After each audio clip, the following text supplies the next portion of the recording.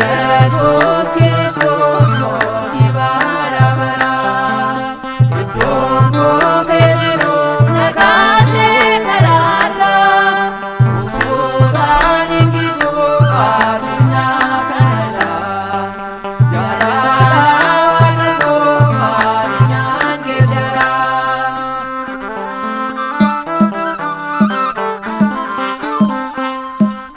Nafaayee sodaatee saamirraa gad bu'ee wadaaddaamiif galee inni ni raawwatee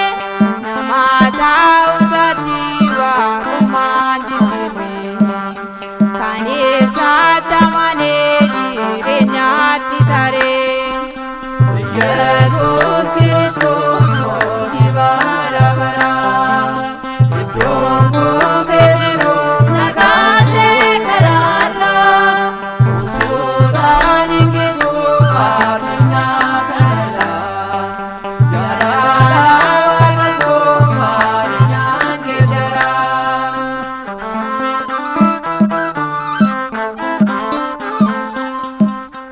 Yihuudoonni garaa isaatti jaabatanii dabareen darbanii gooftaanii danaanii inni lubbuu isaatiif seete kan reebame badii keenya sanaaf gooftaan fannifame Yesus Kristus moti bara bara Iddoon dhufee jiru nakaasee karaarra Utuusaan hingisu addunyaa kanarra Jaalala Waaqa koo maalinaan geeddara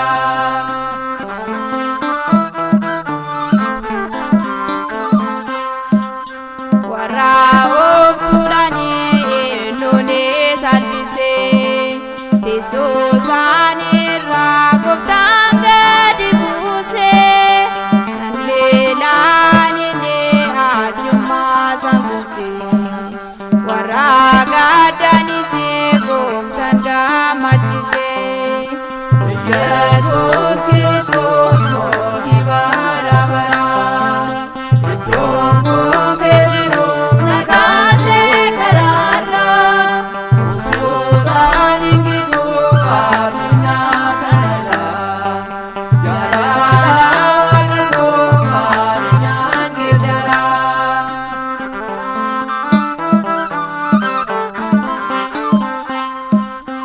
Yihuudoonni garaa isaatti jaabatanii dabareen darbanii gooftaanii danaanii inni lubbuu isaatiif seete kan reebame badii keenya sanaaf gooftaan fannifame Yesus Kristus moti bara bara Iddoon dhufee jiru nakaasee karaarra Utuusaan hingisu addunyaa kanarra Jaalala Waaqa koo maalinaan geeddara Yesus Kristus moti bara bara Iddoon dhufee jiru nakaasee karaarra Utuusaan hingisu addunyaa kanarra Jaalala Waaqa koo maalinaan geeddara Yaa Waaqayyo Gooftaa galata keef kakaastee nu jalqabsiisteerta jalqabsiistees nu xumursiisteerta galanniif ulfinni teessoo kee aariyaam irratti siif yaa ta'u hanga bara baraatti amiin. Kyrie eleison.